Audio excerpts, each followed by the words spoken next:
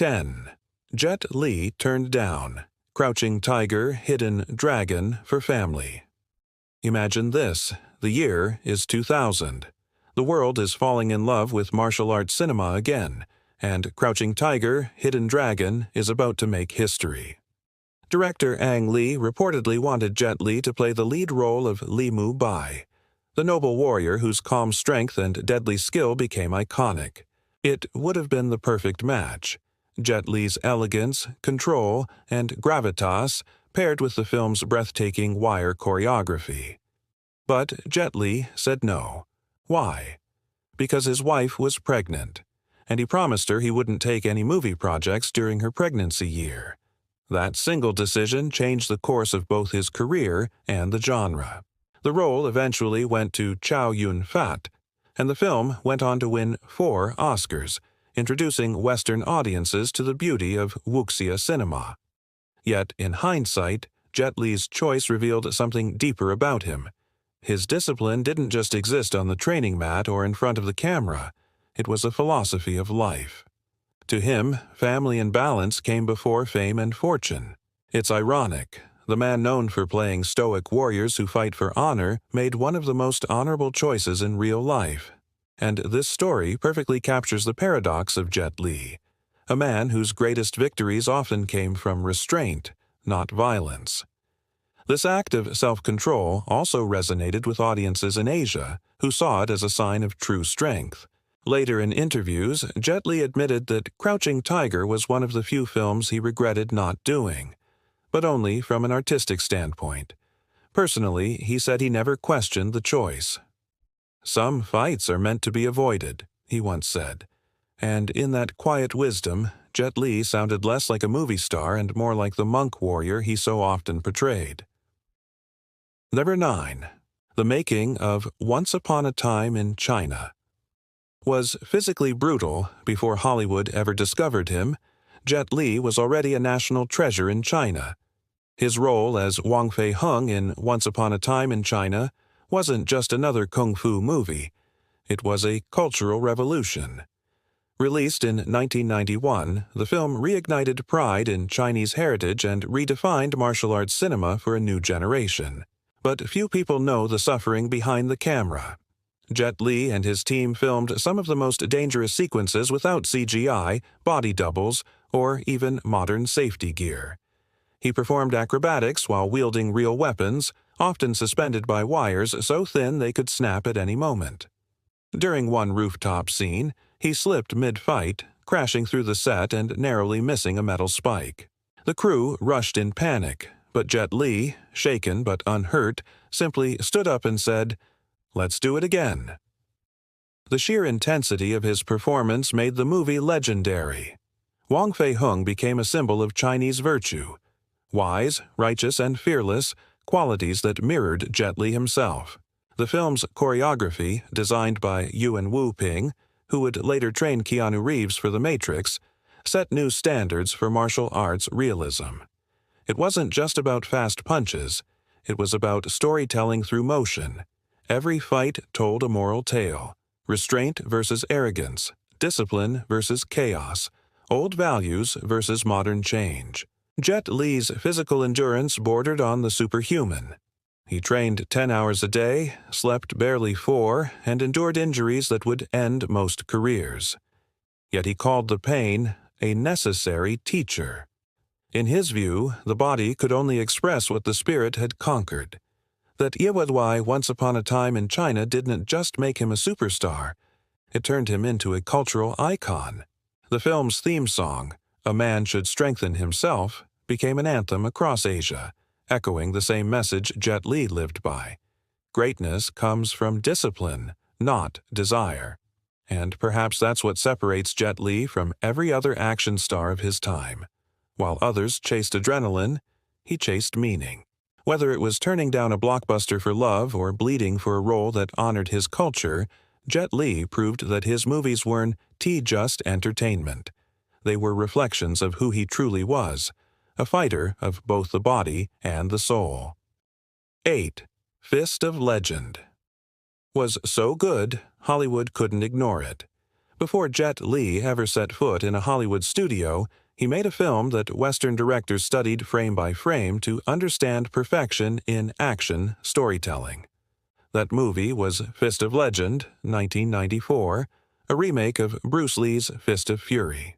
But rather than simply imitate Bruce's raw power, Jet Li reimagined the character of Chen Zhen with calm intensity, technique, and moral depth. The fight choreography was revolutionary, blending traditional kung fu precision with fluid, realistic motion that rejected the over-the-top style of the time. It was fast, clean, and brutal. Every punch had weight, every movement purpose. Jet Li didn't just act in Fist of Legend, he practically choreographed history. Yuan Wu Ping again designed the fight sequences, introducing techniques that would later be adopted by the Matrix trilogy. Hollywood's stunt teams analyzed this movie to understand why every motion felt so alive. The answer was simple: Jet Li's discipline. Every scene was practiced hundreds of times until muscle memory took over. There is one sequence, the dojo fight against the Japanese master, where Jet Li broke the choreography mid-shot, responding to his opponent's real movement. It wasn't in the script. He improvised, landed a real strike, and kept acting. That level of control, merging real combat reflexes with cinematic rhythm, was unheard of. The result? Fist of Legend is still considered one of the greatest martial arts films ever made, often topping critics' lists over Bruce Lee's original. For many fans, it was the moment Jet Li surpassed his idol, and when Hollywood executives saw it, they knew they couldn't ignore him. Soon after, Warner Bros. Came calling, and Jet Li was invited to bring his talent to the global stage. In a sense, Fist of Legend was his audition tape for the world, and he passed with flying kicks.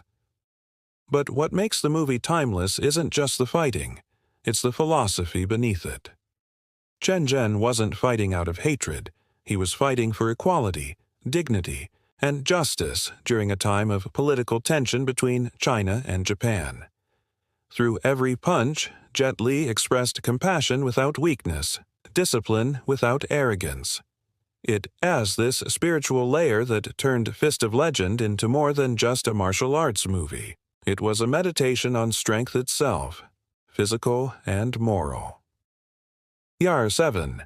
Jet Li's Hollywood debut in Lethal Weapon 4 shocked America. When Jet Li first appeared on American screens in Lethal Weapon 4, 1998, audiences didn't know what hit them. Hollywood had seen kung fu before, but never like this. The film was dominated by Mel Gibson and Danny Glover, yet Jet Li stole every scene he was in without saying more than a handful of lines.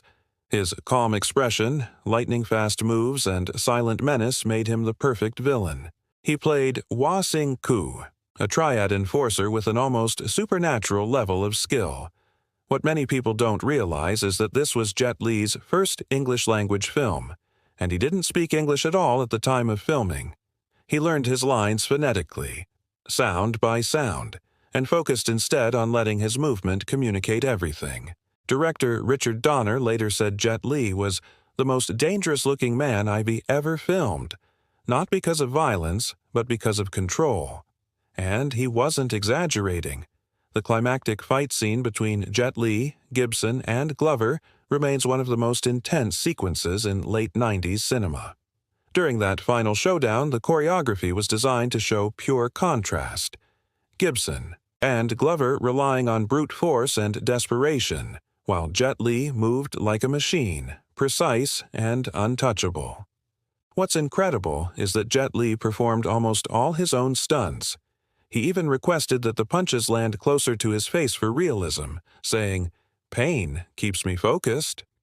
That level of commitment left the crew in awe, and a little terrified.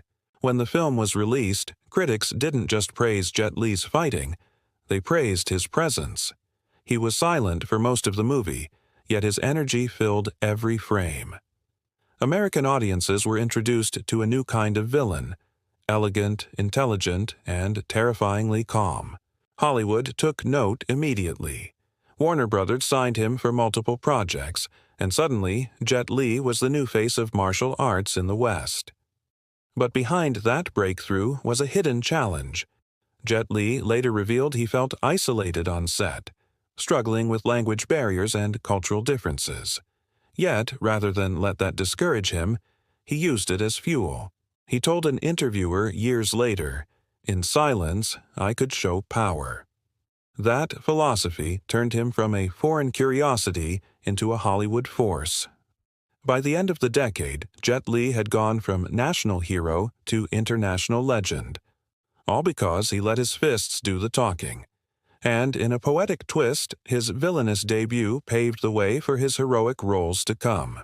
The man who terrified audiences in Lethal Weapon 4 would soon inspire them in Romeo Must Die and Hero. Jet Li had crossed the bridge, from east to west, from student to master, and he did it without ever losing his roots. Durga 6. Romeo Must Die was Jet Li's gateway to American stardom. After Lethal Weapon 4, Hollywood had one clear mission: give Jet Li his own movie. And in 2000, Romeo Must Die became that moment. It was a bold fusion of East and West, part Shakespeare, part hip-hop, part kung fu opera. Starring alongside Aaliyah, Jet Li stepped into a completely new world: American urban action. But what made the movie so iconic wasn't just the stylish fight scenes. It was how Jet Li adapted his art to an entirely different culture while keeping his authenticity intact. Unlike traditional martial arts films where combat is sacred and spiritual, Romeo Must Die treated fighting like rhythm. The choreography was synced to the beat of the soundtrack, turning each punch into a musical note. Jet Li's character, Han Sing, wasn't a typical hero. He was quiet, introspective, but with an intensity that made even his stillness magnetic. The film also introduced one of the most creative visual techniques in modern action cinema: the X-ray effect. When Jet Li struck an opponent, the movie briefly showed their bones shattering from the inside. It was a cinematic signature, one that audiences had never seen before, and it became an instant classic. But few realize how much Jet Li pushed for balance in that film. The studio wanted to romanticize his character with Aaliyah S., but Jet Li refused to do an on-screen kiss. Not out of pride, but out of respect. He felt it wouldn't fit the story S tone or his character as emotional restraint. That small decision became a statement about cultural integrity. It told Hollywood that Asian heroes didn't need to copy Western tropes. They could define their own kind of cool. Behind the camera, Jet Li was also a creative consultant, helping choreographer Corey Yuen design fight scenes that reflected both traditional Chinese movement and Western street brawling. The result was electric, elegant yet grounded, poetic yet brutal. And while Romeo Must Die was a commercial success, grossing over $90 million worldwide, its true legacy was symbolic. It made Jet Li the first Asian action star since Bruce Lee to break into mainstream American cinema without compromising his cultural identity. After the film, critics called him the philosopher warrior, a man whose power came not from rage but from discipline. He was calm, reserved, yet every gesture had gravity. Aaliyah herself once said, "He doesn't need to shout, he just stands there and you listen." Their chemistry on screen transcended language and became one of the most quietly powerful partnerships in action movie history. And tragically, Aaliyah's death a year later gave Romeo Must Die an even deeper emotional resonance. A film frozen in time, marking both her rise and Jet Li's Western awakening. In retrospect, Romeo Must Die wasn't just an action film.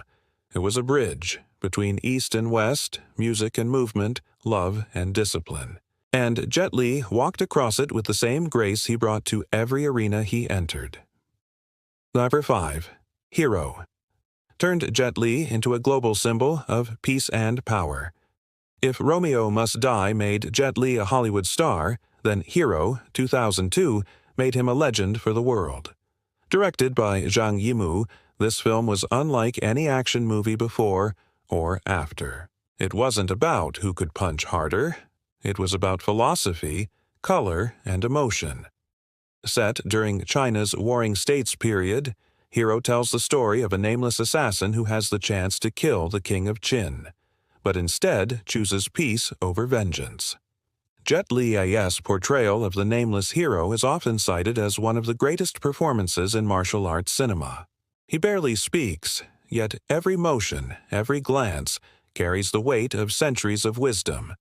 The movie's breathtaking use of color, red for passion, blue for serenity, white for purity, green for deception, turned every battle into visual poetry. The sword fights weren't fights, they were conversations in motion. Jet Li trained for months to perfect his movements so that each swing of the blade looked effortless but conveyed intention.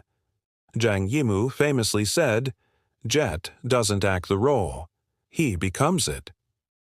The film's themes went beyond martial arts. It explored loyalty, sacrifice, and the meaning of heroism itself. Jet Li's Nameless wasn't just a warrior, he was a thinker, someone who understood that true victory comes not from destruction, but from unity. In the film's haunting finale, when he kneels before the king and accepts death for the sake of peace, audiences around the world were stunned into silence. It was the opposite of a Hollywood ending, but perhaps the most powerful one imaginable. When Hero was released internationally, it shattered box office records and earned an Academy Award nomination. Critics compared it to Kurosawa's Ran and Tarkovsky's Andrei Rublev for its artistry. Quentin Tarantino even presented the film to American audiences, calling it one of the most beautiful martial arts epics ever made. But beyond the awards, Hero became a statement of cultural pride. It showed the world that Chinese cinema could be both deeply philosophical and visually revolutionary. And Jet Li was at its center. He later revealed that Hero changed how he viewed violence in storytelling.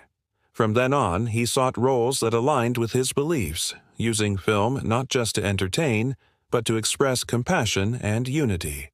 "Peace," he once said, "is the highest form of power." That idea would shape his later choices, from Fearless to his humanitarian work. In Hero, Jet Li didn't just play a character, he embodied an ideal, a man who could end wars with a sword, but chose not to. And in doing so, he reminded the world that true martial arts isn't about domination. Number 4, Fearless, was Jet Li's farewell to wuxia and his most personal film ever. By 2006, Jet Li had already conquered both Asian cinema and Hollywood. But with Fearless, he decided to close a chapter, the martial arts epic that had defined his life. The film tells the story of Huo Yuanjie, a real-life martial artist who united China's fighting schools during a time of foreign domination. To Jet Li, this wasn't just another role. It was a spiritual mission, his final statement on what martial arts truly meant.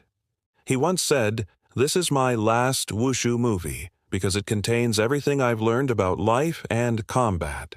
The filming was grueling, both emotionally and physically.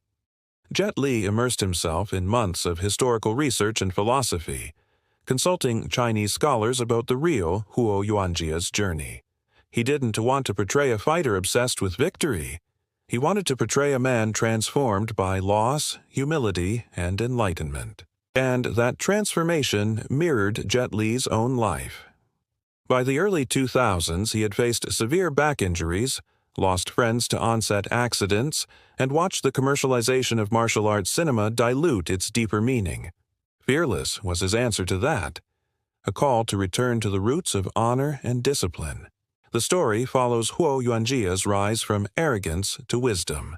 In the beginning, he fights for fame, crushing opponents for applause. But after his ego leads to personal tragedy, he retreats from the world, living among farmers, learning compassion, and rediscovering peace. When he returns to fight again, it's not for pride, it's for dignity, unity, and the spirit of his people. Jet Li's performance in those final scenes, calm, centered, and emotionally grounded, is arguably his most profound work. You can feel that he's not acting, he's teaching. During production, he insisted on performing every major fight himself, even when doctors warned him about his spinal injuries. "Pain reminds me I'm still alive," he said. In the climactic duel scene, filmed in a circular arena under pouring rain, every move feels like a meditation. There's no rage, no bloodlust, only understanding. That's what made Fearless more than just a martial arts movie. It was Jet Li's spiritual autobiography disguised as cinema. The movie became a worldwide hit and was praised for its philosophical depth. Critics called it a meditation on violence and redemption. Jet Li dedicated the film to all who seek peace in their hearts, and after its release he announced he would no longer make traditional kung fu epics. It was a bittersweet farewell, the end of an era, but by stepping away, he elevated the genre forever. Fearless was the culmination of decades of mastery, the synthesis of Jet Li's skill, wisdom, and compassion. And while he may have retired from wuxia films, his message still echoes. Martial arts isn't about winning. It's about becoming whole. For 3. The Warlords showed Jet Li's darkest, most human side after Fearless. Fans wondered what kind of story could possibly challenge Jet Li again. The answer came in 2007 with The Warlords, a historical epic that stripped away myth and honor to reveal the brutal reality of brotherhood and betrayal. Set during the Taiping Rebellion of the 19th century, the film follows 3 sworn brothers, played by Jet Li, Andy Lau, and Takeshi Kaneshiro, who rise through the ranks of the Qing army. But their loyalty is tested by power, politics, and love. Unlike his previous characters, the noble warriors and moral sages, Jet Li alias General Pang in The Warlords is deeply flawed. He's ambitious, tormented, and willing to cross moral lines in the name of survival. It is one of the few roles where Jet Li lets go of his heroic aura and dives into the moral chaos of leadership. His performance is raw, tragic, and haunting. There's a moment where Pang orders the massacre of prisoners, a decision that secures victory but destroys his soul. Jet Li plays it not as rage, but as despair. You can see the weight of every life in his eyes. This wasn't just acting for him. In interviews, Jet Li said he wanted to explore the human cost of power. "We celebrate heroes," he said, "but we forget that behind every victory are lives lost, families broken, and peace delayed." The Warlords forced audiences to confront that uncomfortable truth. To prepare for the role, Jet Li studied battlefield journals and military philosophy, trying to understand how ordinary men become monsters under pressure. He even lived with soldiers during filming, training with their routines to feel their exhaustion and fear. The realism shows. Every battle scene is chaos, mud, blood, and heartbreak. Gone are the graceful wire-few moves and choreographed elegance. Instead, it's close combat, dirty and desperate. The film went on to win multiple Hong Kong Film Awards, including Best Actor for Jet Li, his first major acting award in a dramatic role. It was the industry's recognition that he wasn't just a fighter, he was an actor of extraordinary emotional range. More importantly, The Warlords marked Jet Li's evolution from physical storytelling to psychological storytelling. It wasn't about the clash of swords anymore. It was about the clash of ideals and the cost of losing one's humanity. For audiences, it was shocking. For Jet Li, it was liberation. He had spent his career embodying virtue and discipline. Now, he dared to show the darkness within. In doing so, he gave us a reminder that even the purest warrior isn't immune to temptation, and that true courage sometimes means facing the ugliest parts of ourselves. That's what makes The Warlords so unforgettable. It's not a film about war. It's a film about the soul. 2. Jet Li's hidden struggle. The movie star who faced death. More than once, behind the flawless moves and unshakable calm, Jet Li's real-life battles were more intense than any film he ever made. Most fans don't know that while filming Fearless and The Expendables, he suffered from hyperthyroidism, a chronic illness that caused his metabolism to spiral out of control, his heart to race, and his muscles to weaken. Doctors warned him that overexertion could kill him. Yet, true to form, Jet Li refused to slow down. He continued performing, training, and traveling, not for fame, but for purpose. In interviews, he's admitted that the condition sometimes left him trembling uncontrollably, barely able to stand. During one particularly bad episode, his heart rate soared to dangerous levels. "I thought I might die," he said. But even in those moments, he found meaning. Meditation, traditional medicine, and his Buddhist practice helped him transform the illness into something else, a teacher. "I realize the body is temporary," he reflected. "It's the mind and spirit that matter." He carried that insight into his later film choices, especially in The Forbidden Kingdom, 2008, alongside Jackie Chan. For the first time ever, two of Asia's biggest icons shared the screen, and Jet Li's serene, silent monk role perfectly reflected his real-life wisdom. In one famous scene, his character speaks about destiny and control, subtly hinting at the inner battles he himself faced.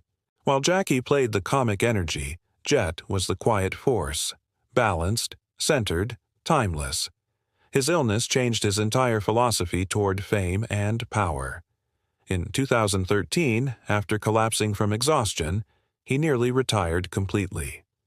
Many fans were heartbroken to see photos of him looking frail, his hair gray, his body thinner.